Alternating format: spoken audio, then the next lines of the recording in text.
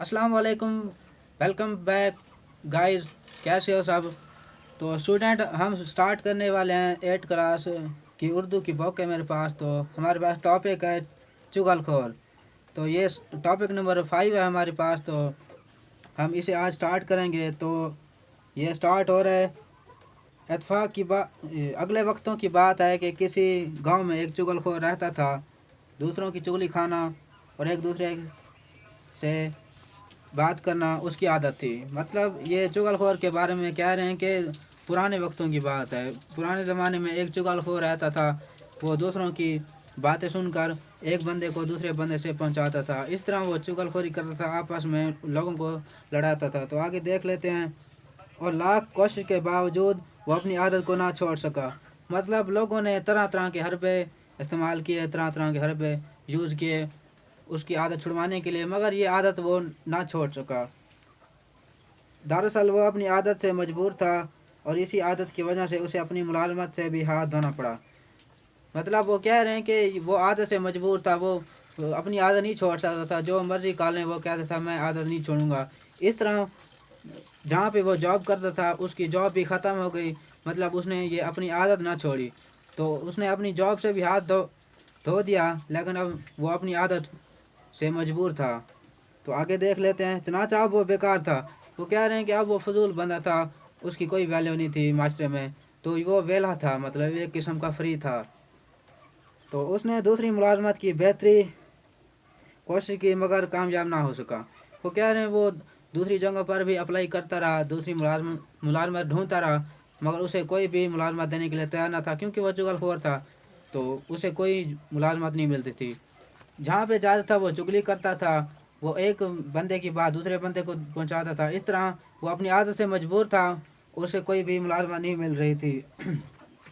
उसने नौकरी और मजदूरी की सर तोड़ कोशिश कर दी, कहीं फाकों की नौबत ना आ जाए। मगर मुसीबत यह थी कि वह चुगलखोर होने की वजह से उसे अपने पास मुलाजमा रखने पर तैयार न था। तो उसने मजदूरी की भी सर तोड़ कोशिश की, मजदूरी करता रहा जहाँ तक उसे होती थी। तो वो बात यहाँ तक आ चुकी थी कि कहीं वो भूखा मार ही ना जाए। तो उसे मुलाजमत कोई नहीं देता था। तो आगे देख लेते हैं हम। गांव के तमाम लोग इसकी चुगली करने की आदत के बारे में जानते थे। वो गांव के तमाम लोग जो थे उससे बाखबर थे, क्योंकि वो उन्हें पता था कि ये बंदा ख़राब है, ये बंदा सही नहीं है हमारे लिए। तो वो उन्हें सब पता था, इसलिए उसे कोई भी मुंह ना लगाता था। मतलब वो माशरे में बेकार था, ज़ीरो वैल्यू रखता था, उसका कोई स्टेटस नहीं था अब। तो क्योंकि तमाम लोग जानते थे ये बंदा बेकार है, फजूल है, ये चुगलियाँ करता है, तो कोई भी उसे मुंह ना लगाता, कोई भी ना मिलता। तो जहाँ वो जाता बैठता लोग उठ के चले जाते, दूसरी जगह पे चले जाते। आखिर जब वो मुसलसल नाकामियों से तंग आ गया और नौबत वाकई फाको तक आ पहुंची, उसने दिल में सोचा इस गांव को छोड़ देना चाहिए और कहीं चल कर किस्मत आजमानी चाहिए।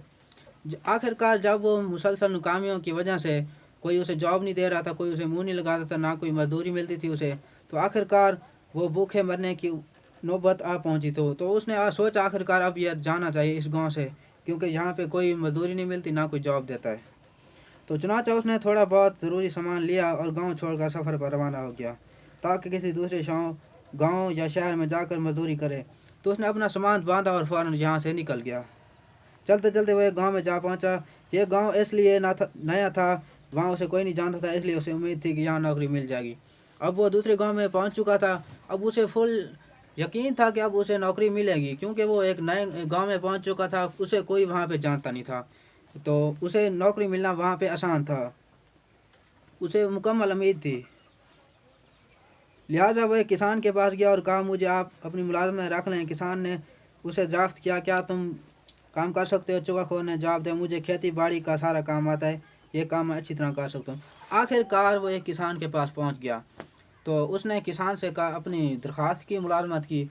तो भाई मुझे यार मुलाजमत पे रख लो, तो मैं काम कर लेता हूँ सारा। तो किसान ने पूछा तुम खेती बाड़ी अच्छे तरीके से कर लेते हो ना? तो उसने आगे से जवाब दिया, हाँ मैं तो अच्छे तरीके से कर लेता हूँ, मुझे कोई परवाह नहीं है, मैं सारा दिन काम करूँगा, तो मुझे बस रख लो, नौकरी दे दो। तो इत्फाक की बात यह है कि वह किसान अकेला था और खेतों के काम काज में उसका हाथ बटाने वाला कोई नहीं था। तो इत्फाक की बात है कि वो किसान भी अकेला था। तो उसने सोचा यार मेरा तो कोई दूसरा बंदा काम करने वाला है नहीं, تو میں اسے ہی رکھ لیتا ہوں مزدوری پہ، یہ کام چل جائے گا۔